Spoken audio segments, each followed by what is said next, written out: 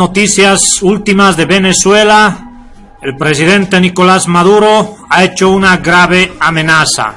Llama a utilizar las armas si es necesario para aplacar a quienes están promoviendo la violencia y el caos en Venezuela. Escuchen. Y aspiro que el mundo escuche después de 90 días de violencia, de destrucción y de muerte. Si Venezuela fuera sumida en el caos y la violencia y fuera destruida la revolución bolivariana, nosotros iríamos al combate. Nosotros jamás nos rendiríamos.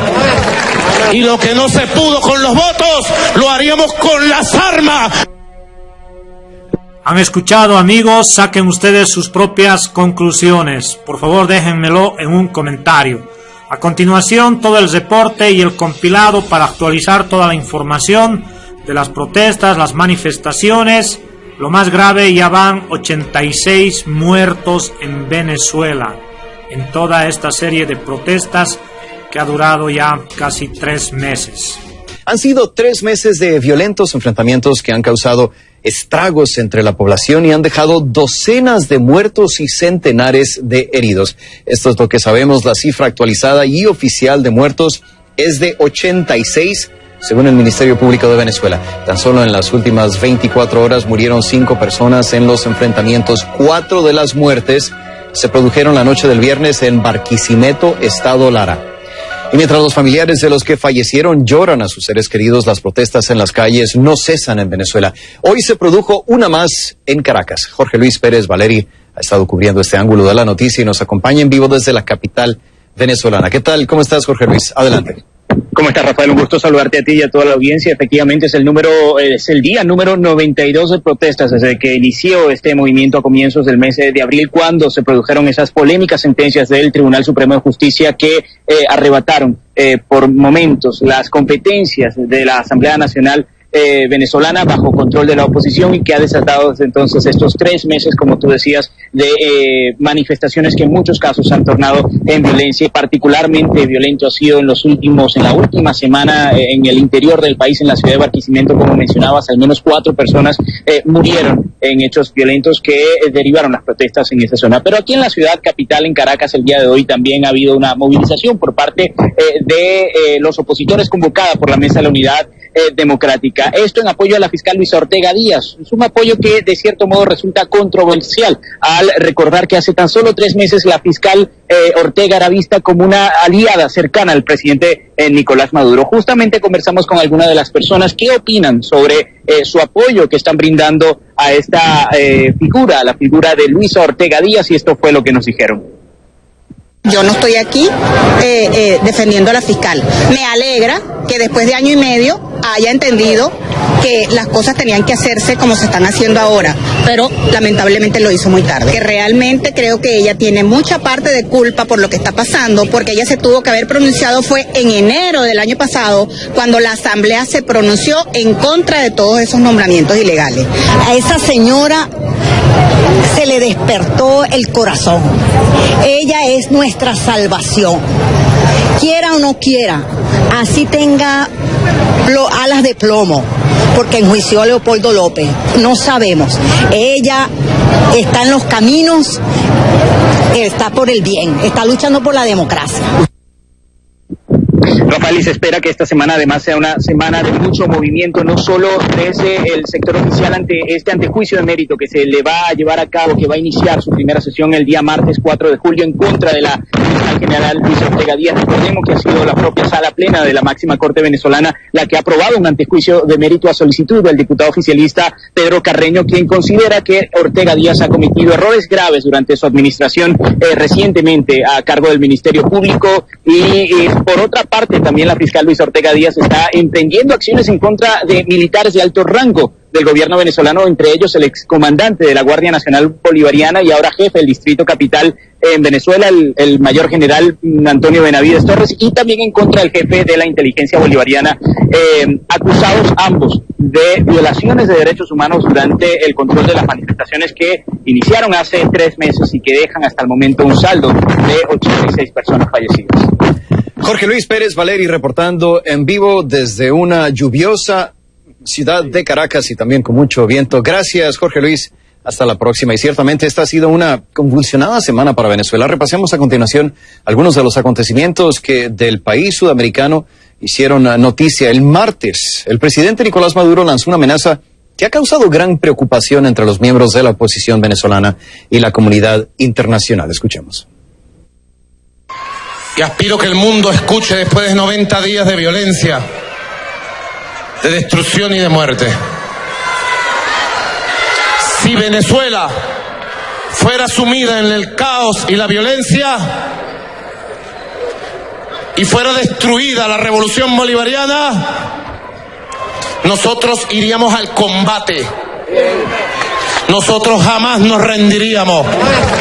Y lo que no se pudo con los votos, lo haríamos con las armas. Lo que no se pudo con los votos lo haríamos con las armas, dijo el presidente. El mismo martes, solo unas horas después de la declaración del presidente, ocurrió este incidente. ¿Lo recuerda? Un piloto voló sin permiso un helicóptero de la Policía Nacional y atacó la sede del Tribunal Supremo de Justicia, disparando y lanzando 4 granadas, según un ministro. No hubo heridos. Más tarde, el gobierno dijo que se trataba del piloto Óscar Alberto Pérez y el presidente calificó el incidente de acto terrorista. Hay quienes se preguntan si en verdad se trató de un ataque o más bien de una cortina de humo. El miércoles, la fiscal general de Venezuela, Luisa Ortega Díaz, declaró la continua ruptura, dijo, del orden constitucional en Venezuela. Ortega es la funcionaria de más alto nivel del gobierno chavista que rompe filas con el presidente Nicolás Maduro para criticar la represión contra manifestantes, las redadas sin autorización judicial y las violaciones contra la Constitución, según sus propias palabras. Yo lo que creo es que tenemos un terrorismo de Estado, donde se perdió el derecho a manifestar, donde son reprimidas cruelmente las manifestaciones, donde se enjuicia civiles en justicia militar, allanamientos sin orden judicial, allanamientos colectivos. No se da acceso a las personas a las pruebas que cursan en contra de ellas. No hay debido proceso. El derecho a participar, el derecho a elegir, todos esos caminos están cerrados. Eso es terrorismo de Estado. Por si no lo escuchó. Le doy la bienvenida al abogado constitucionalista José Vicente Haro, presidente de la Asociación Venezolana de Derecho Constitucional. Nos acompaña en vivo desde Caracas. José Vicente, nueva cuenta, mil gracias por estar aquí. Hola Fernando, ¿qué tal? Buenas noches, saludos. Buenas noches, gracias por estar aquí en viernes. José Vicente, tengo muchas dudas y me imagino que la audiencia también. A ver, vamos a ver este primer escenario y me dices qué podría pasar. Aquí ya hay citaciones de 2 imputados, ¿no? El director del SEBIN, que hoy nos enteramos, y mencionábamos ayer también a quien fuera la cabeza de la Guardia Nacional Bolivariana. Ahora, estas 2 citaciones por parte de la Fiscalía del Ministerio Público están ahí. El martes 4, la fiscal general se enfrentará entonces a una audiencia, ¿no? En donde pudieran o no dar paso a la posible remoción. Ya hablamos de eso después, a la posible remoción de la fiscal como tal. Mi pregunta es, ¿qué pasa con estas 2 citaciones o imputaciones por violaciones a derechos humanos si la fiscal dejara de ser fiscal? Bueno, muy importante destacar que cuando el Ministerio Público ya realiza citaciones a funcionarios del Estado por violaciones de derechos humanos, y las citaciones se refieren concretamente a imputaciones que se le van a hacer a esos funcionarios del Estado, es porque el Ministerio Público ha adelantado investigaciones preliminares conforme al Código Orgánico Procesal Penal y ha llegado a la conclusión de que hay elementos para iniciar el procedimiento correspondiente a nivel fiscal para que esas imputaciones se concreten luego en un proceso penal contra esos funcionarios del Estado. Si, dado el caso que violando la Constitución se destituye a la Fiscal General de la República, sí hay que decir que estos procedimientos deberían seguir, y si no siguen, en todo caso, tienen una alta relevancia e importancia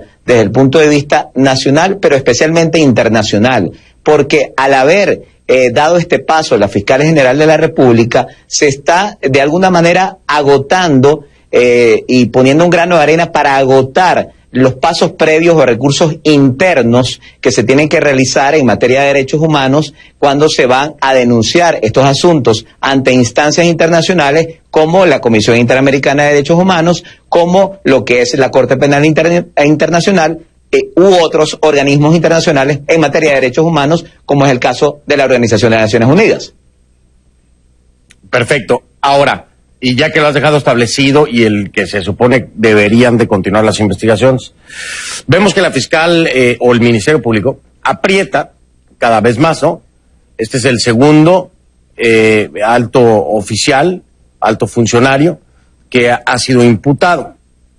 Sin embargo, estaba yo revisando en la historia de Venezuela, ya se dio el caso de una solicitud de antejuicio en contra de un presidente, que fue precisamente lo que lo llevó a la salida del poder. Y estoy en lo correcto, sabes de qué estoy hablando.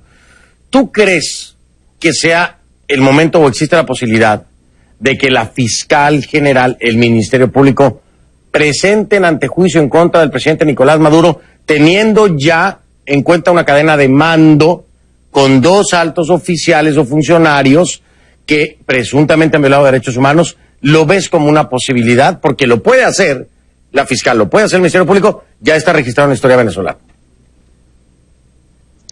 Sin duda, ya hemos visto muchas actuaciones de Nicolás Maduro donde se evidencia de que él, como comandante en jefe de la Fuerza Armada, ha ordenado, con base en el decreto de estado de excepción que está irregularmente vigente en Venezuela, con base en el llamado Plan Zamora 200, ha ordenado a toda la cadena de mando de la Fuerza Armada Nacional y a todos estos órganos de inteligencia, como el SEBIN, aumentar la represión. Y esto, sin duda, lo hace copartícipe, lo hace cómplice, lo hace autor intelectual de estas violaciones de derechos humanos por las que ahora está siendo citados para imputar tanto Benavides como González López. Pero yendo más allá, hay que recordar unas declaraciones de Nicolás Maduro esta semana, donde él señalaba, y trato de ser específico en la cita de las palabras de Nicolás Maduro, él decía, lo que no logremos por los votos, lo buscaremos por las armas. Esta declaración de Nicolás Maduro, así como tal, como se hizo públicamente, ya es y constituye un delito conforme al artículo 285 del Código Penal, instigación a delinquir, apología al delito, instigación a la desobediencia de las leyes, y además constituye también una de las modalidades del delito de conspiración establecido en el artículo 143, numeral segundo del propio Código Penal, supuestos que permitirían a la Fiscal General de la República, como tú bien reseñas, y ya se ha dado en la historia venezolana, presentar una solicitud de antejuicio ante el Tribunal Supremo de Justicia contra Nicolás Maduro.